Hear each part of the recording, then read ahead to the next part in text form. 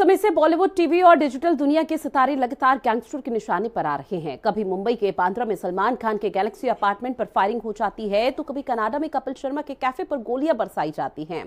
कभी गुड़गांव में एल्विश यादव के घर के बाहर ताबड़तोड़ हमला कर दिया जाता है, तो अब बरेली में एक्ट्रेस दिशा पाटनी के घर पर गोलीबारी कर दी गई। हर बार किसी गैंग का नाम सामने आ ही जाता है, तो वहीं सोशल मीडिया पर जिम्मेदारी लेने वाले बयान भी वायरल हो जाते हैं और पुलिस को सुरक्षा चौकसी बढ़ानी पड़ती है। लेकिन अंत में सवाल ये उठ जाता है कि आखिर गैंगस्टर्स क्यों इन मशहूर हस्तियों के पीछे पड़े हुए हैं? क्या ये सिर्फ वसूली का खेल है या फिर शोहरत और पब्लिसिटी का कोई नया हथियार? इसी पर हिंदी खबर की स्पेशल रिपोर्ट देखिए।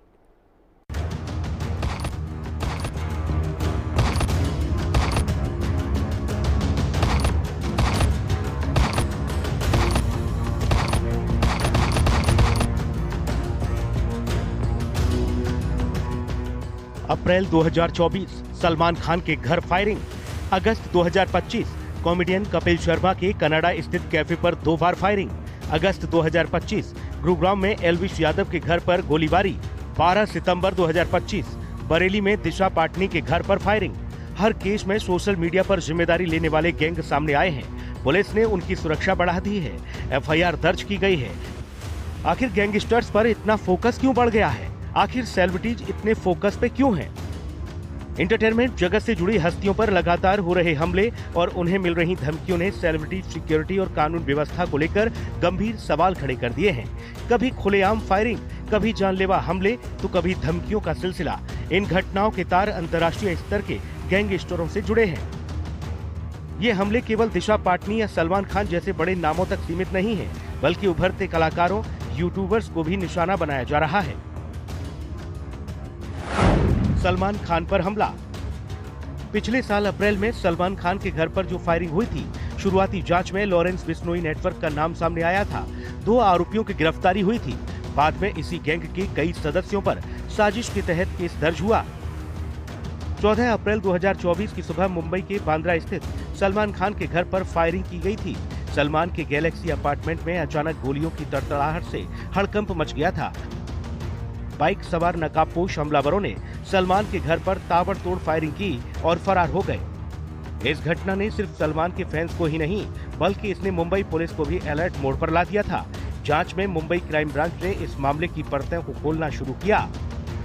पुलिस ने बिहार के 2 आरोपियों को, सागर पाल और विक्की गुप्ता को गुजरात से गिरफ्तार किया। इन दोनों को पकड़ने के बाद जो खुलासे हुए वह बेहद चौंकाने वाले थे। पुलिस ने कोर्ट में बताया कि हमलावर कोई मामूली बदमाश नहीं थे, बल्कि यह सुनियोजित साजिश का हिस्सा थे। उनके पास सिर्फ 2 पिस्तौल नहीं, बल्कि 40 गोलियां थीं। इनमें से 5 गोलियां चलाई गईं, 12 बरामद हुई। यह दर्शाता है कि उनके इरादे सिर्फ डराने के नहीं, बल्कि एक बड़े हमले को अंजाम देने के थे। इस मामले का मास्टरमाइंड जेल में बंद गैंगस्टर लॉरेंस बिश्नोई और उसका भाई अनमोल बिश्नोई है। अनमोल बिश्नोई ने सोशल मीडिया पर एक पोस्ट लिखकर इस मामले की जिम्मेदारी ली थी। पुलिस के मुताबिक इस हमले का मुख्य मकसद सलमान खान की हत्या करना था। खुद सलमान खान ने भी पुलिस को दिए अपने बयान में कहा कि उन्हें और उनके परिवार को जान से मारने की धमकी भी दी गई थी। इस केस में कई और गिरफ्तारियां भी हुई, जिनमें उन लोगों को भी पकड़ा गया जिन्होंने इन शूटर्स को हथियार और लॉजिस्टिक मुहैया कराए थे। पुलिस ने सबूत के तौर पर टूटे हुए मोबाइल फोन और नदी में फेंकी गई पिस्टल को भी बरामद किया। आपको बता दें कि यह वही गैंगस्टर लॉरेंस बिश्नोई है जो लोकप्रिय पंजाबी गायक सिद्धू मूसेवाला की हत्या की साजिश रचने का मास्टरमाइंड है। कपिल शर्मा की कैफे पर फायरिंग। अगस्त 2025 में मशहूर कॉमेडियन कपिल शर्मा के कैफे को निशाना बनाया गया। कपिल शर्मा के कनाडा स्थित कैफे पर 1 महीने में 2 बार गोलियां चलीं। कनाडा के सरे शहर में स्थित कपिल शर्मा के कैप्स कैफे पर हुए हमले ने मुंबई तक हड़कंप मचा दिया था। यह केवल एक कैफे पर हमला नहीं था, बल्कि एक सीधी धमकी थी जिसने बॉलीवुड इंडस्ट्री को चिंता में डाल दिया था। हमले की जिम्मेदारी गैंगस्टर गोल्डी ढिल्लो ने ली थी, जो खुद लॉरेंस बिश्नोई गैंग से जुड़ा बताया जा रहा है।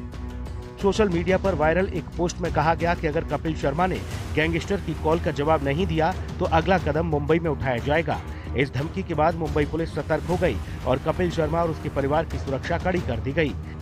यह मामला इसलिए भी सुर्खियों में रहा क्योंकि इसमें सलमान खान का नाम भी सामने आया। रिपोर्ट्स के मुताबिक कपिल शर्मा ने अपने शो में सलमान खान को आमंत्रित किया था, जिससे गैंगस्टर नाराज थे।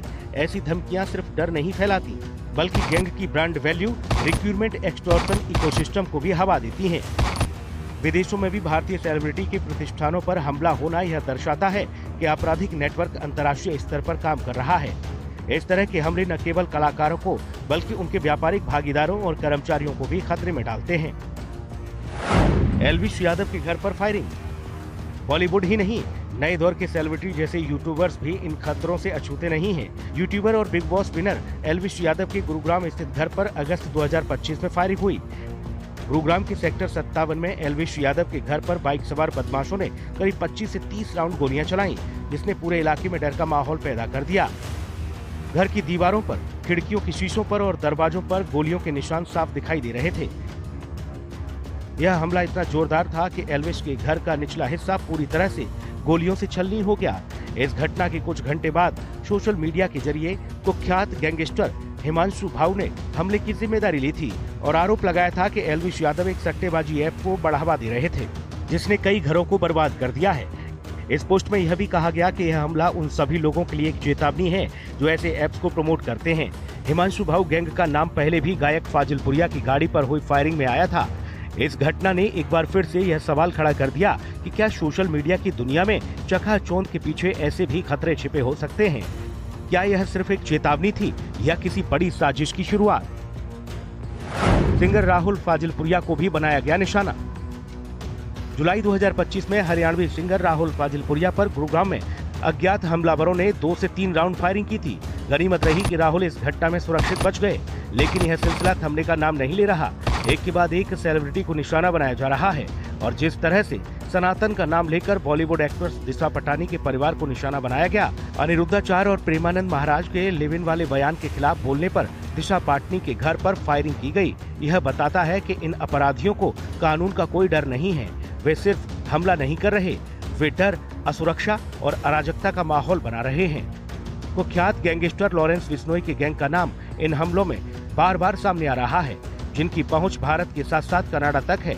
लॉरेंस गैंग ने ही पंजाबी म्यूजिक इंडस्ट्री के सुपरस्टार सिद्धू मूसेवाला की 2022 में हत्या कर दी थी, जिसने पूरे देश को झकझोर कर रख दिया था। सेलिब्रिटीज पर गोलीबारी या धमकी की हाई विजिबिलिटी वारदातें किसी भी गैंग के लिए पीआर और प्रचार का काम करती हैं।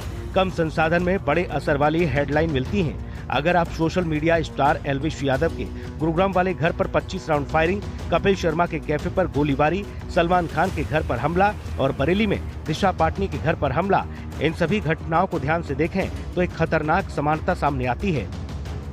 सभी मामलों में हमलावरों ने न केवल खुलेआम सोशल मीडिया पर हमले की जिम्मेदारी ली है, बल्कि इन पोस्ट के जरिए उन्होंने एक तरह से सिस्टम को खुली चुनौती दी है। सवाल यह नहीं कि गोली चली या नहीं, सवाल यह है कि अपराधी खुलेआम धमकियां दे रहे हैं और हम उन्हें रोक भी नहीं पा रहे। इन घटनाओं ने न केवल मनोरंजन जगत को झकझोरा है, बल्कि पूरे देश को सोचने पर मजबूर कर दिया है। अब समय है जब हमें समझना होगा कि यह सिर्फ धमकियां ही नहीं, यह संगठित अपराध की वह परछाई है जो अब हर उस चेहरे पर गिर रही है जो समाज के लिए प्रेरणा बनता है। अगर इन सभी घटनाओं को नजरअंदाज किया गया तो अगला निशाना कौन होगा, कोई नहीं जानता। हिंदी खबर की स्पेशल रिपोर्ट।